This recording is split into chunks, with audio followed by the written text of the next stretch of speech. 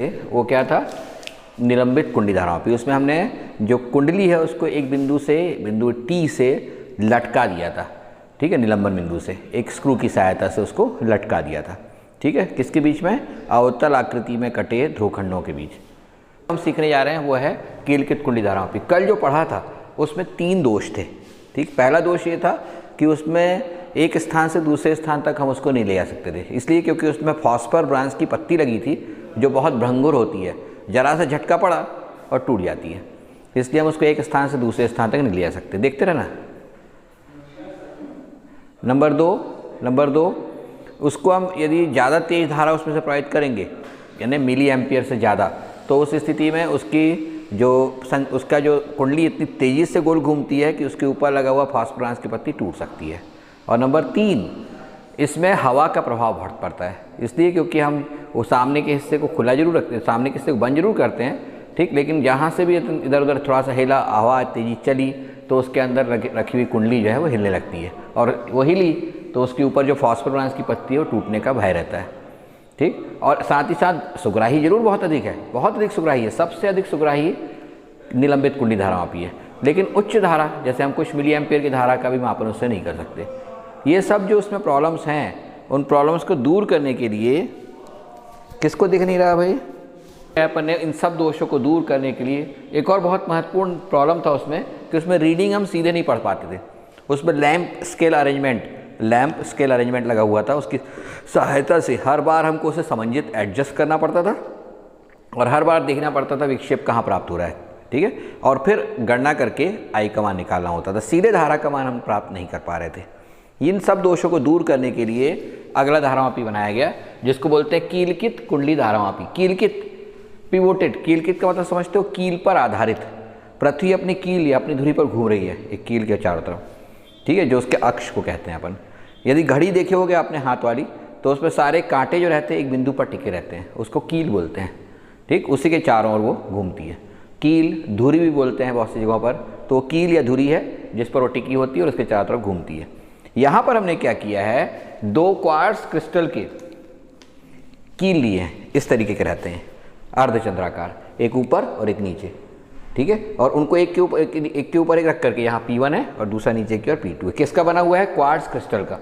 और इनके बीच में इस तरह से, इसके बीच में इस तरह से अपन ने इस कुंडली को फंसा दिया, ठीक। ऊपर का P1 कील है और नीचे का P2। जब कुंडली घूमेगी तो इस तरीके से घूमेगी कील पर। इससे क्या होता है, जब इसके ऊपर टिकी हुई है, उनके बीच फंसी हुई है, तो क्वार्ट्ज क्रिस्टल जो है इसको क्यों लिया है, क्योंकि बहुत हार्ड होता है और इसमें आसानी से छेद नहीं होते। यदि अपन किसी एक तार को ऐसे लेकर के बार बार यदि इस तरीके से गोल गोल घुमाएंगे तो जिस बिंदु पर वो टिका वहाँ छेद कर देगा और छेद करके फंस जाएगा। इससे बचने के लिए हमें ऐसा पदार्थ लेना चाहिए जो अत्यंत कठोर हो, ठीक है, इसलिए हमने वहाँ क्वार्ट्ज क्रिस्टल लिया है, उसमें आसानी से छेद नहीं होते। तो यहाँ पर जो कुंडली है उस कुंडली को हमने इस P1 और P2 के बीच में फंसा दिया है चालक तार की सहायता से, और साथ ही साथ 2 स्प्रिंग S1 और S2 भी लगा दिए। स्प्रिंग जो है ये कुंडलिनीवत है, ठीक है, मकड़ी के जाले जैसे, ठीक है, मकड़ी के जाले जैसे ये S1 और S2 2 स्प्रिंग है जो क्या करेंगे, ये उन्हें प्रत्यानयन बलागुण प्रदान करेंगे, ठीक।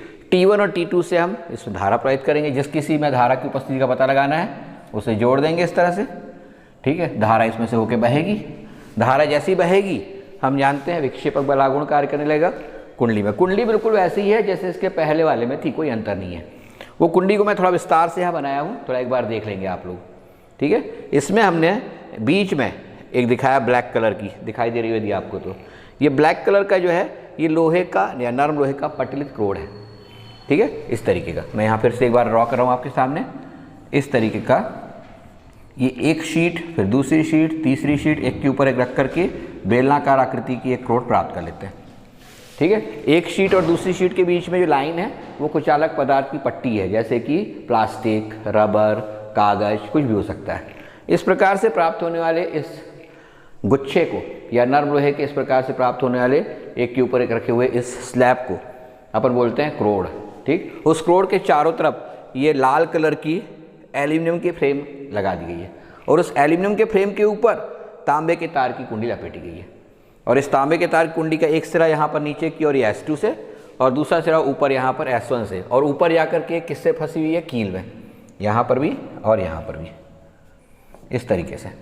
ठीक, ये बिल्कुल एक के नीचे एक आ जाता है, अपने इस तरीके से बनाया कि अलग अलग दिखे, इसलिए हमने ऐसा बनाया हुआ है। ठीक है, तो ये इस तरीके की है, पर हमने इसमें आयताकार दिखाई है, ध्यान रखना। पर होती कैसी है ये? बेलनाकार। ठीक, तो ये आयताकार यहाँ कुंडली दिखाई गई है। ये केंद्रीय भाग जो ब्लू कलर का दिखाई दे रहा है, ये नर्म लोहे का टुकड़ा है, नर्म लोहे का क्रोड है। उसके चारों तरफ ब्लैक कलर की जो एक लाइन दिखाई गई है, ये एल्यूमिनियम का फ्रेम है, और उसके ऊपर तांबे के तार की कुंडी लपेटी जाती है।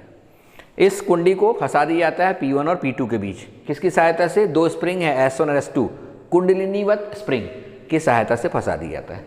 जब भी कुंडली घूमेगी, जब भी कुंडली घूमेगी ये बीच की, ठीक है, तो स्पायरल स्प्रिंग जो है वो भी घूमेंगे, इस तरीके के होते हैं ये गोल।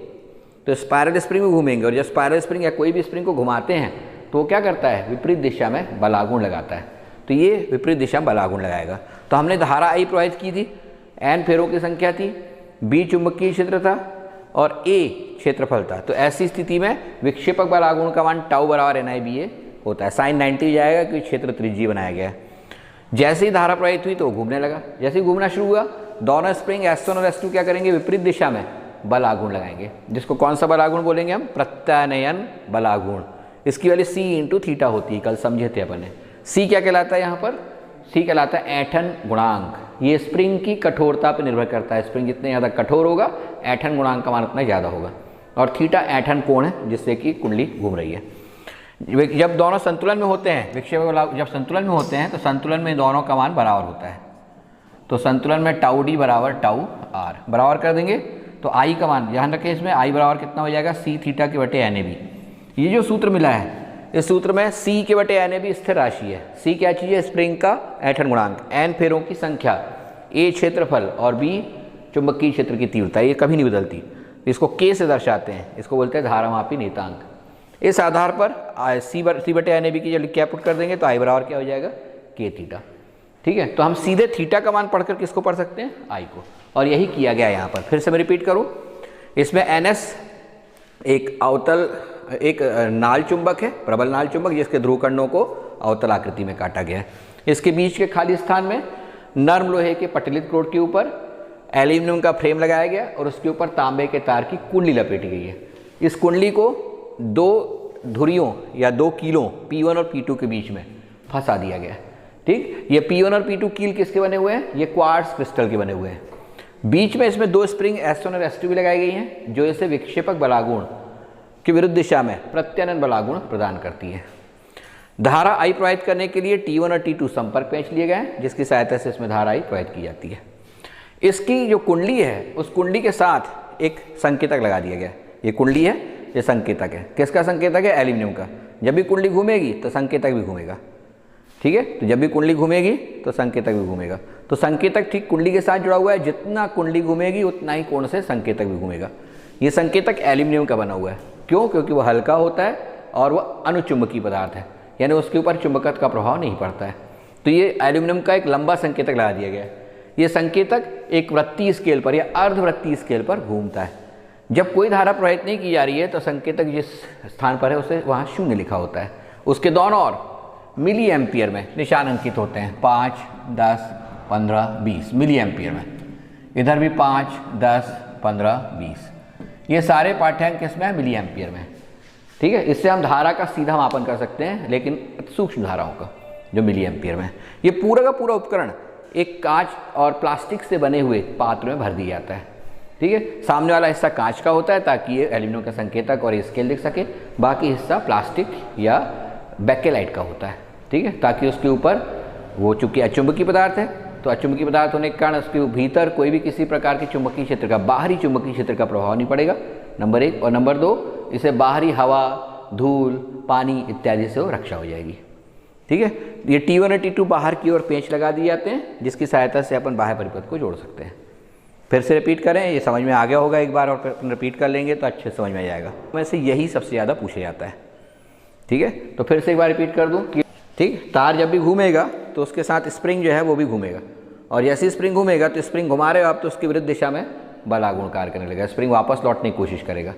ठीक है, तो उसके अंदर से होके डाला गया है स्प्रिंग को, स्प्रिंग के अंदर से होके तार डाला गया है, और वो अच्छी तरह से कसा हुआ होता है उसके साथ में। ठीक है, ताकि जितना वो तार घूमे उतना स्प्रिंग भी घूमे, और स्प्रिंग जैसे ही घूमेगा थीटा कोण से तो वो क्या प्रदान करेगा, एक विरुद्ध दिशा में प्रत्यानयन बल आघूर्ण प्रदान करेगा।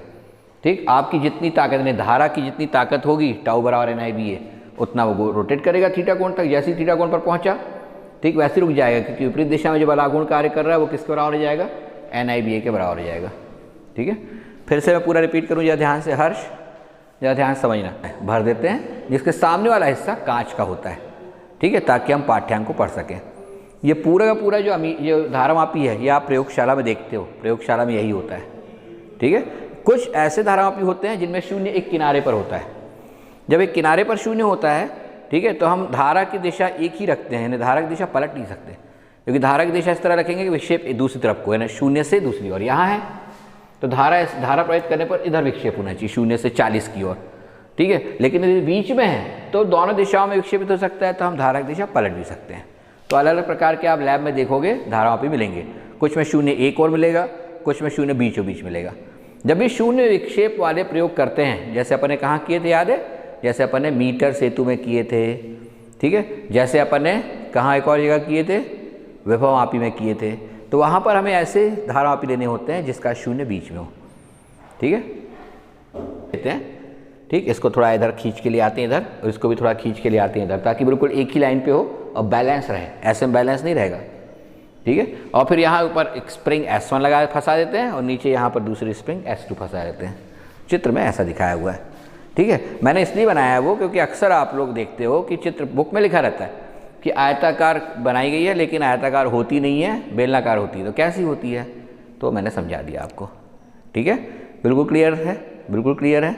अब इसके बाद अपन देखते हैं कि इसमें विक्षेपक बल आघूर्ण टाउ बराबर टाउ डी बराबर NIBA है, प्रत्यानयन बल आघूर्ण टाउ आर बराबर C थीटा है। C क्या कहलाएगा, ऐंठन गुणांक कहलाएगा कुंडली का, थीटा ऐंठन कोण कहलाएगा, कुंडली नहीं स्प्रिंग का। संतुलन में दोनों बराबर होंगे, इससे सूत्र आ जाएगा। ठीक, इस सूत्र में C/NAB ये धारामापी नियतांक कहलाता है, इसलिए I बराबर K थीटा हो जाएगा। ठीक, इस सूत्र में हमने देखे हैं कि I किसके अनुपाती है, थीटा के, तो सीधे थीटा ना लिख करके वहाँ क्या लिख दिया, धारा लिख दी है। और धारा किस तरह से लिखी हुई, मैंने आपको विधि बताया है कि निश्चित धारा प्रवाहित की जाती है, पहले से ज्ञात धारा, जैसे 20 मिली एम्पियर, और 20 मिली एम्पियर में कहाँ विक्षेप दिखाई दे रहा है वहाँ तक, वहाँ संकेतक का जहाँ पहुँचा है संकेतक, वहाँ 20 लिख देते हैं, अंकित कर देते हैं निशान, और 0 से लेकर 20 तक के भागों को बराबर बराबर 20 भागों में बांट देते हैं। प्रत्येक भाग 1 मिली एम्पियर कहलाएगा। ये तरीका होता है, धारा की दिशा पलट करके दूसरी ओर भी इसी तरह कर लेते हैं। ठीक है, तो ये हो गया कीलकित कुंडली धारामापी। ये बहुत उपयोगी है, इसको कहीं भी ले जा सकते हैं, क्योंकि इसके ऊपर धक्कों का झटकों का ज़्यादा प्रभाव नहीं पड़ता है। नंबर 2, ये धारा नापने के नहीं, धारा को सेंस करने की, धारा की उपस्थिति का पता लगाने के लिए किया जाता है इसका उपयोग। लेकिन हम इसे आसानी से अमीटर में और वोल्ट मीटर में बदल सकते हैं, जो भी बदलेंगे। दूसरे स्थान ले जा सकते हैं, नंबर 1। नंबर 2, वायु, पानी, धूल इत्यादि का प्रभाव नहीं पड़ता।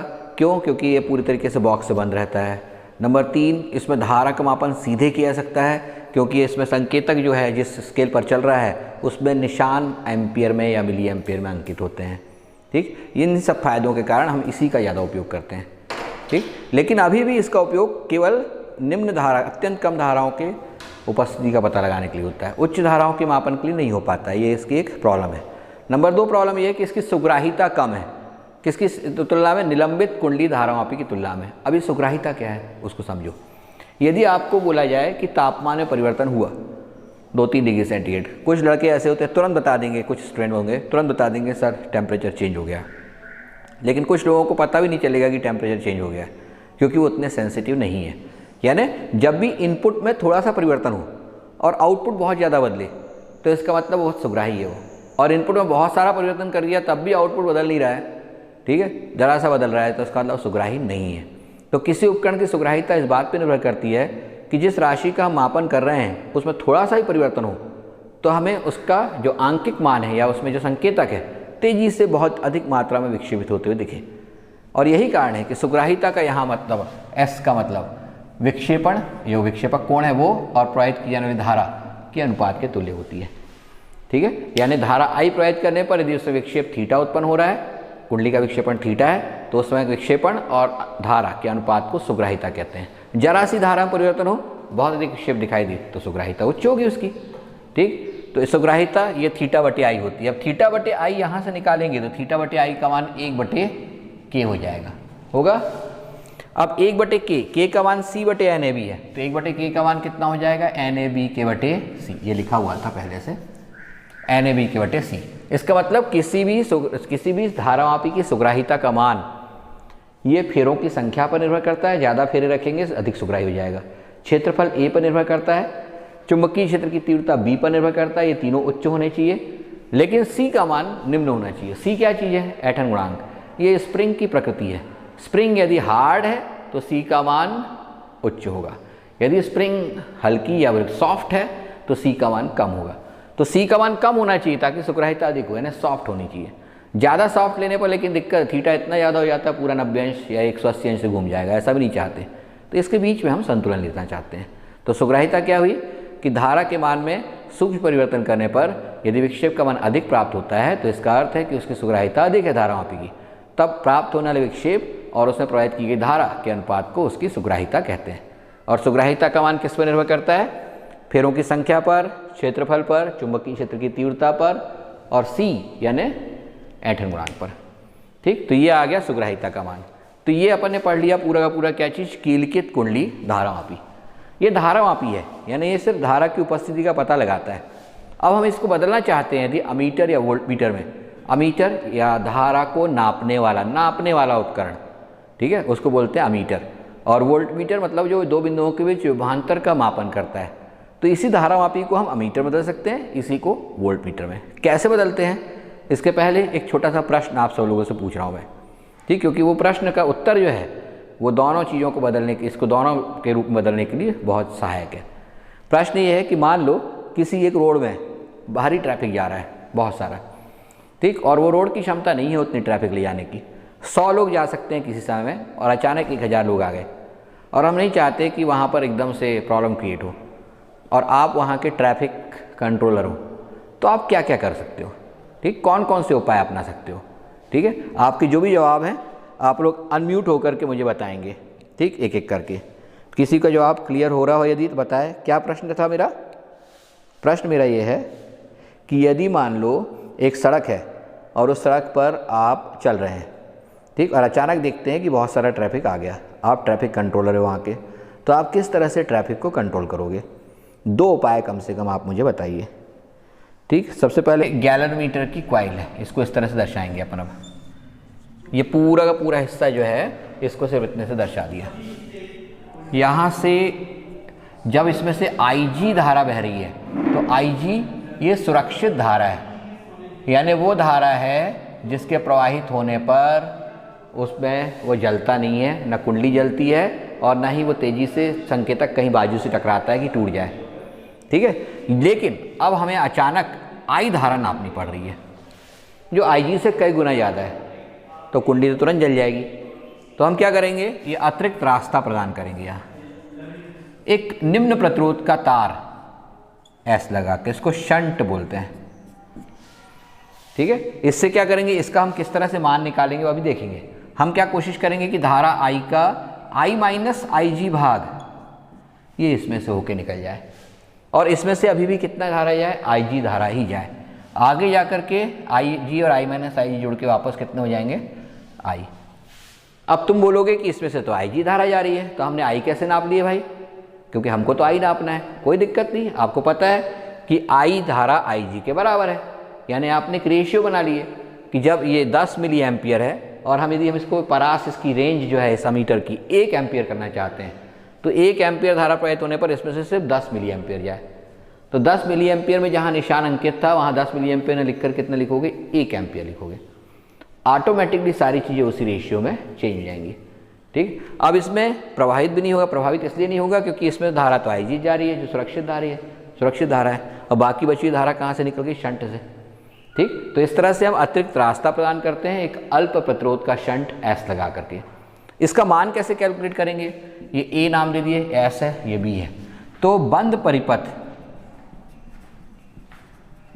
ASBA में KVL से, किरचॉफ के विभव संबंधी नियम से, कहाँ पर, ASBA में, S में I minus IG into S धारा जा रही है, I minus IG into S plus यहाँ चले इधर जाएंगे तो विपरीत दिशा में जाएंगे, तो क्या लिखेंगे माइनस आई जी इंटू जी, और इनका योगफल कितना हो जाएगा 0। ध्यान देंगे हमने किरचॉफ का विभव नियम लगाया जो पिछले चैप्टर में पढ़े थे अपन ने, आई माइनस आई जी इंटू एस, और यहाँ विपरीत दिशा में जा रहे हैं इसलिए आई जी इंटू जी निगेटिव में रहेगा, और इसमें कोई स्रोत तो लगा नहीं है इसलिए बराबर 0 हो जाएगा। पक्षांतर कर देंगे इसका उधर, तो आई माइनस आई जी इंटू एस बराबर आई जी इंटू जी। हमको एस का मान निकालना है, तो एस बराबर हो जाएगा आई जी के बटे आई माइनस आई जी इंटू जी। ठीक, इसमें ऊपर नीचे यदि हम किसका भाग दे दें, आई मान लें कि आई का मान कितना है n गुना है आई जी का। यदि जैसे उसने बोल दिया कि हम उस धारामापी की परास 1000 गुने से बढ़ाना चाहते हैं, तो n का मान कितना हो गया 1000 हो गया। तो हमको ऐसी स्थिति में एक ऐसा सूत्र चाहिए जो n के रूप में हो, और वो कैसे मिलेगा, यहाँ पर i की जगह पर वहाँ से NiG पुट कर देंगे, तो NiG पुट कर देंगे कितना हो जाएगा s बराबर आई जी के बटे NiG माइनस आई जी इंटू जी। यहाँ आई की जगह कितना रख दिए NiG, ऊपर नीचे से IG कैंसिल हो जाएगा, तो 1/n माइनस 1 इंटू जी। तो यदि उसने बोल दिया कि 1000 गुना बढ़ाना है, तो यहाँ सीधे 1000 माइनस 1 999 हो जाएगा। जी का मान 10 ओम दिया तो 10 के बटे 999 ओम, ये किसकी वैल्यू जाएगी एस की, यानी शंट के प्रतिरोध का मान मिल जाएगा। अब हम एक तार लेंगे, इस तरीके से उसको लंबाई उसकी देखेंगे, क्षेत्रफल देखेंगे कि उसका मान 10 बटे 999 ओम हो जाए, और वो उठा के यहाँ लगा देंगे। यानी एस के मान की गणना पहले से ही की जा सकती है कि कितने ओम का प्रतिरोध हमें लगाना है शंट के रूप में। ठीक है, तो फिर से रिपीट कर दूँ, एक धारामापी को अमीटर बदलने के लिए उस धारामापी की कुंडली के समानांतर क्रम में निम्न मान का एक प्रतिरोध लगा दिया जाता है जिसे शंट कहते हैं। इसकी गणना या इसका मान इस तरह से निकाला जाता है कि जब अधिकतम संभव धारा या परास जो है समीटर की जो हम पाना चाहते हैं रेंज, यदि उस धारा को प्रवाहित कर रहे हों तो उस गैलन मीटर में से केवल सुरक्षित धारा IG बहे और शेष बची धारा इस S से होकर बह जाए। ठीक है, तो उस स्थिति में इस बंद परिपथ में अपन किरचॉफ का विभव नियम लगाएंगे और उससे पता लगा लेंगे कि शंट का मान क्या होगा। हमें I का मान पता होता है, IG का मान पता होता है और कैपिटल G का मान पता होता है। इन तीनों को रख देंगे तो इससे S का मान निकल जाएगा। ये शंट का प्रतिरोध होगा। अब ये शंट कहाँ लगाएंगे इस चित्र में? इस चित्र में ये शंट अंदर क्यों लगेगा? T1 और T2 के आगे यहाँ पर ये शंट लगेगा। ये S है, ये बिंदु A है, ये वाला, ये बिंदु B है यहाँ पर। ठीक है, ये बाहर ये यहाँ पर T1 है और यहाँ पर ये वाला बिंदु कितना है? T2 है। ठीक है, और यहाँ से धारा आ रही है I, उसमें से IG धारा इधर चली जाएगी, सॉरी IG नहीं, IG उधर जाएगी, तो शेष बची धारा I माइनस IG इधर आ जाएगी। यहाँ की दोनों धाराएं मिलेंगी, यहाँ से IG, यहाँ से I माइनस IG, तो वापस कितनी धारा हो जाएगी ये I। तो ये अपन ने बदल दिए किसको? गैलोरीमीटर को अमीटर में। कुछ नहीं किया, इसके जो तार हैं बाहर निकले हुए दो तार, उनके बिंदु एक एक बिंदु लेकर उनके बीच में उस शंट प्रतिरोध S को जोड़ दिया है। तो अब ये किससे बदल गया? यही वोल्टमीटर, यही गैलोरीमीटर धारामापी किससे बदल गया है? अमीटर में। यहाँ क्या परिवर्तन करेंगे? मान लो हमने 1000 गुने से बढ़ा दिया है, तो यहाँ 20 मिली एम्पियर न होकर 20 एम्पियर होगा। मिली एम्पियर 1/1000 होता है, तो 1000 गुने से यदि हमने परास बढ़ा दिया है तो ये 20 एम्पियर हो जाएगा, या 15 एम्पियर, या 10 एम्पियर, या 5 एम्पियर। इस तरीके सभी मान जो हैं ऑटोमेटिकली 1000 गुने से बढ़ जाएंगे। बहेगी 20 एम्पियर धारा यहाँ, लेकिन इसमें से 20 नहीं जाएगी, उसमें से 20 मिली एम्पियर जाएगी, बाकी बची हुई धारा यहाँ से जाएगी। और वो 20 मिली एम्पियर किसको प्रदर्शित करेगी? वो किसके बराबर होगी? 20 एम्पियर के तुल्य होगी। ठीक है, तो एक तरीके से अपन ने एक रेशियो ले लिया है कि बाहर परिपथ में भले ही 10 एम्पियर धारा है, उसके अंदर गैलोरीमीटर के जो कुंडली है उसमें उससे 1000 गुना कम धारा ही जाएगी, जो उसकी सुरक्षित धारा है। ठीक है, तो इस तरह से हम बदलते हैं किसको? गैलोरीमीटर को अमीटर में। सीख गए? तो क्या करेंगे? शंट का उपयोग करेंगे। शंट क्या होता है? एक निम्न मान का प्रतिरोध होता है जिसकी गणना पहले ही कर ली जाती है सूत्र से, और इससे हम कहाँ लगाते हैं? गैलोरीमीटर कुंडली के समानांतर क्रम में लगाते हैं, दो बिंदु A और B के बीच। ठीक है, इसकी गणना इस तरह की जाती है कि हमेशा सुरक्षित धारा से ज़्यादा धारा गैलोरीमीटर कुंडली में ना बहे। ठीक है, और इसका हमें ध्यान रखना है। ठीक, तो ये गणना है सब अपन ने देख लिए हैं, समझ में आ गया होगा आप लोगों को सबको। किसी कोई प्रश्न है क्या भाई?